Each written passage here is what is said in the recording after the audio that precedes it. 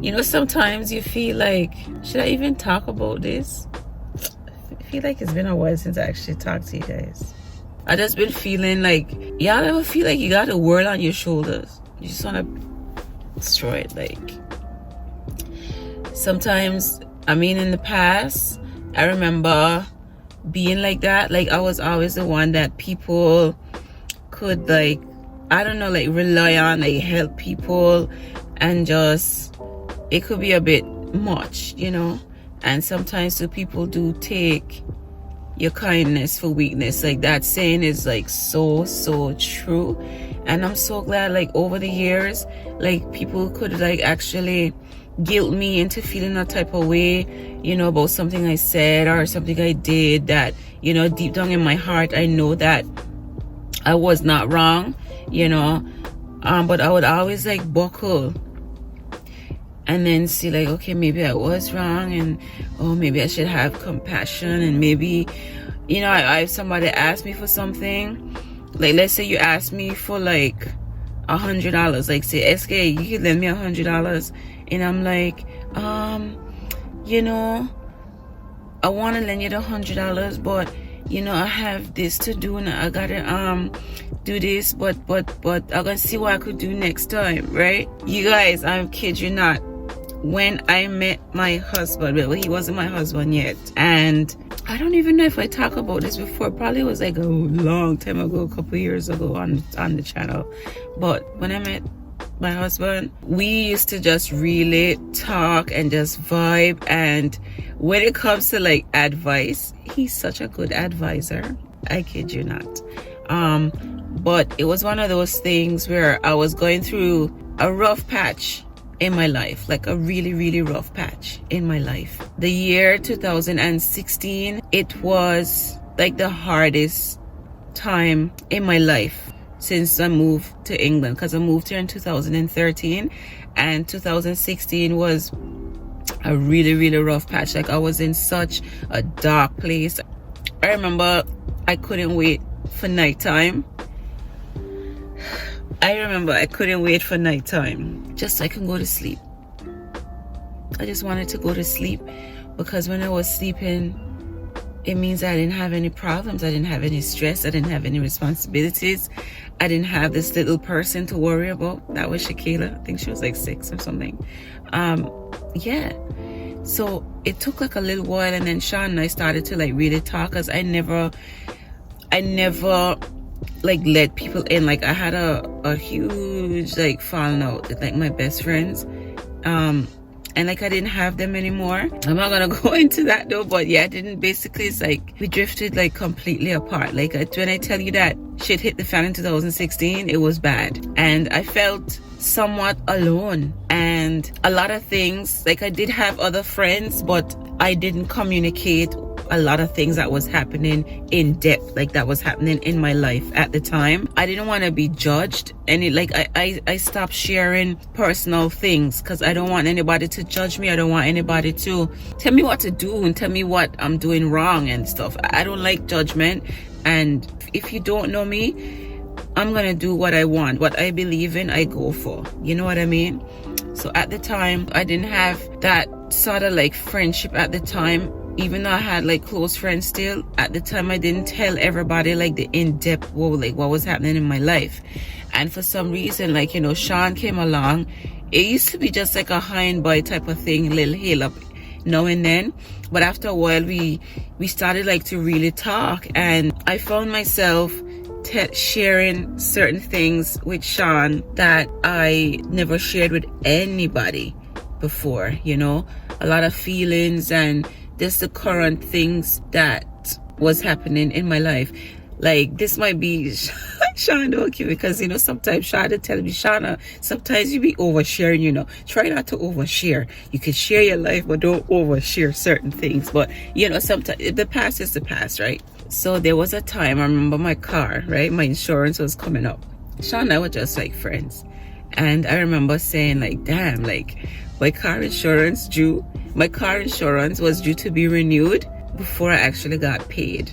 Because at that time, to be honest, like when you're single and you just working and you got all these bills and stuff, because you know I was no longer with ShéKayla's father, so it was just me. And it's like me now, independent woman taking care of stuff. So I didn't have like, and you know, sometimes the things like you wish you had known when you were younger, like save, especially when you're in a relationship with somebody who is like the most like probably like the breadwinner type of thing. Save your little money, you ladies. Yeah, I gotta save. But anyways, at that time, I remember my car insurance was due, and car insurance is like, it was back then, because I was like basically kind of like a new driver. My insurance was very, very high. So I used to pay probably, was I paying like £200 a month? I think so. 150. It was a lot. 200. It was a lot, and I didn't even have like a brand new car. But car insurance in England is very high, especially when you're a new driver and the type of car that you have as well. I did not get like the little tiny hatchback cars. Like, I wish I did though, because that's what people say. That's why a lot of people in England drive those little cars, because cheaper on insurance and all of that.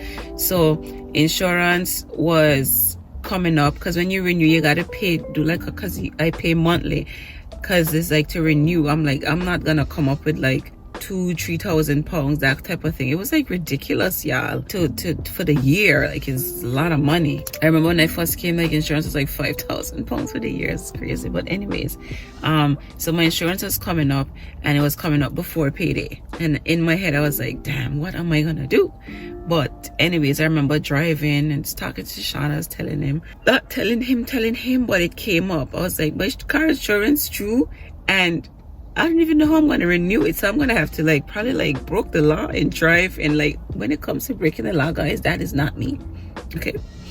So I said, I'm going to have to drive on like with no insurance until I get paid to renew my insurance, you know? And that was the end of that. We were just talking about random stuff. And you know, I can't remember if it was the next day, Sean sent me a message. He actually sent me money. That was the first time I ever got money from Sean. Sean actually paid for my insurance for my car. I don't think I've ever shared this, but he paid for my insurance. I didn't bring it up, like it didn't come up for me to like, for him to do that. I never asked him, because I never asked. That's how I am. I don't like being a burden on other people. Like, I would never ever be a burden to anybody, ever, no matter how much I'm struggling. Like, I'm gonna always find another way than to ask, like, I need help. Can you lend me like £50? Can you lend me this? I'd rather do it out than to be a burden to other people. But the fact that Sean sent that money, and he sent the Western Union the receipt, the what you call it, with the tracking number, and he was like, done, like, I've sent this. And I remember telling him like, oh my God, like, thank you. I think I still have the message, and I'm gonna go back to the message. I'm gonna go back to the message and see. I'll probably pop it on the screen if I find it to show you guys. But I remember telling him, like, yeah, I'm gonna pay you back. I'm gonna pay you back. He was like, no worries, don't worry about it. He's like, take your time. He didn't tell me you don't have to pay me back, because I mean, technically, I didn't ask him, right? I didn't ask to borrow this money. He sent it. But for me, it's like, I owe him, like, I'm gonna send it back, like I will, you know. But he told me, just take your time. And even that, I was like, this guy is so kind. Like, Sean is just so kind. And we weren't in a relationship or anything. We were just cool. We were just really good friends, you know. Yeah. So Sean sent me that money to pay my insurance, and I paid the insurance. Did I ever send back Sean? I don't think I ever paid Sean back, because somewhere down the line, like way in the future, I don't know, it didn't come up. I don't know, it just didn't come up. And then we ended up like together, and it's like, I don't know. Yeah, I didn't pay him back. It was a lot of money. I didn't pay him back. It was a lot of money too, because if you think like he sent it in dollars, like US to pounds, you know, the pound stronger than the dollar. So like, he had to come up with a lot more to send to me, to, you know. But yeah, that was just so kind. I say that to say, after being in communication with Sean, so I was past that insurance stuff. So I was talking about being when I was always the one like carrying this heavy burden and not knowing when to say no to people and stuff like that, without telling them like why I can't give them things and why I can't do that or why I can't go this place and stuff like that. Like Sean taught me, because I remember bringing something to him one time, like saying something. He was like, Shauna, just say no. I was like, but how can I just say no? Because I feel away. Like, surely I just want to say I can't because, you know? He's like, you don't owe anybody an explanation. You can't because you can't. I was like, really? He's like, say it. No. Like, Sean actually made me say no. It's like, no. And then from that day, I was like, okay, I'm going to try it. When you don't want to do something, don't be forced into it. You know, basically, just say no. And I learned to say no from that day, you know, from when he told me that. That was years ago. And I think ever since that, some people might say like, why am I so cold? Even like speaking with my mother, like my mother would tell me about certain people, maybe people that I knew when I was like a kid, you know, their circumstance and how life is for them and they need help with this and that. And I'm like, she's like, Lord, you know, like, I'm like, yeah, no, I can't. What's it to, like, no. If I could, I would. But it's like, you can't help a million people. You know, you have the people that is closest to you that you could sacrifice certain things for. But when it goes to like extended folks, I am kind to people and it's like, if I could, I would. But I started thinking about me and my future. Like, look at me. Like, I look at my life. I never looked at it this way. Like, I see a lot of people saying, if I have the last dime in my account and this person need it, I'm going to give it to them. I'm not doing that. Like, I'm not where I want to be. And it's like, what's the point in all of us on this sinking ship? Somebody needs to be up here working. So if it means sacrificing that friendship or that relationship or whatever, then so be it. What's the point in the two of us just being in a very low place with no money, right? And then I might get to a certain point in my life where I could just help you like fully, like, you know, like, hey, here's $5,000 to start with. If I kept giving you, I would have no money to invest in anything to potentially grow bigger so I could help all of us, right? That's how I look at it. That's how what Sean taught me. I don't know if I'm making sense because I don't want to like, I'm just using like tiny little scenarios and small amounts of money talk. But, you know, I just learned how to say no. You know, but it's like recently, it's like you think, I just been thinking about stuff and it's like, I wish I didn't have like certain burdens, but you know, it's life and life comes with that sort of thing. So it is what it is. But yeah, the only thing that actually keeps me going is just, you know, I learned to say no, and also knowing that everybody in life, we all have to push ourselves to get to where we want to go. People who are successful in life, they are successful for a reason. You know, they're successful because they didn't just keep giving. They work. We're all adults. We all have to work hard for the things that we want. And I no longer feel a way when I can't do more than people want me to, basically, you know. Yeah, I know we're all not afforded the same opportunity, you know, in life, and that's fine. It just means that you just have to work twice as harder than the other person whose parents, you know, gave them a startup in life. But, you know, I've been working since I was like 18 years old, and so I've always had a responsibility at 18 years old to care for people, and to, like, I never had that chance to like say, I'm young, I'm gonna have fun and enjoy all of my money for just myself. Like, I've never ever experienced that ever.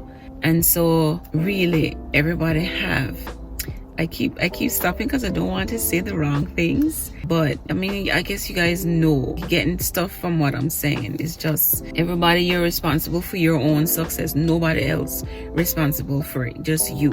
You have to push yourself and work hard for the things that you want, and not just, you know, sit around and hope that somebody else is just gonna hand it to you. So a lot of times when, you know, some people might say like, you're so cold, like you used to be way more caring, like the things you say, the things you do, you're saying you're not giving this person this, you're not doing this with this person. Like, yeah, sometimes you just have to have the strength and the courage to just stand up for yourself and be like, nah, I am working hard to secure my future, my kids' future. You know, I have to do that. And in order to do that, I have to put up like a little border, like it stops here. I can't do this, I won't do this, and that's that. If you don't like it, then that's your business, that's your problem, it's not mine. But I go to bed and I sleep very good at night. You know, someone once told me, you know, they brought God into it. They was like, remember God, this and that. And I say, you know what? God knows me. He knows what's in my heart. And he knows that I am a good person. I am a good person. I don't need to convince other people that I am a good person, because only God knows what's going on in my heart, right? Like, God knows me. He knows who I am. He knows why I do the things I do or why I don't do the things, you know. But like, you're not gonna guilt me. No one can guilt me. Nobody. When I say nobody can guilt me, no, the only person could guilt me is probably River and Kayla. I probably not Kayla so much, because when you're going into like teenage years, when you got to stand up to them and tell these kids certain things, don't feel no way, because at the end of the day, she's old enough to understand. When she goes in her room and think about what she did, she could be like, you know what, I was wrong. But River, completely innocent.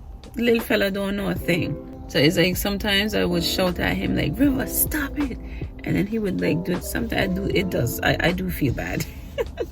So I think he's the only one that, you know, would make me feel a certain way. That's it. Everybody else, yeah. Anyways, I think I've been chatting in this car for like, it's probably been like a half an hour. I don't know how long this video is gonna be, but I've been chatting for quite a while. So yeah, it was nice just chatting. Anyways, y'all, thank you guys for sitting down and just listening to me just talk, whatever. Hope you guys got something from it. But yeah, I will catch you guys in the next vlog. Yeah, I'll catch you guys in the next vlog. River is fast asleep and it's getting quite warm in this car. Y'all see, this place is so nice and sunny. I'll show y'all. And we have blue skies. We have blue skies, y'all. Blue skies.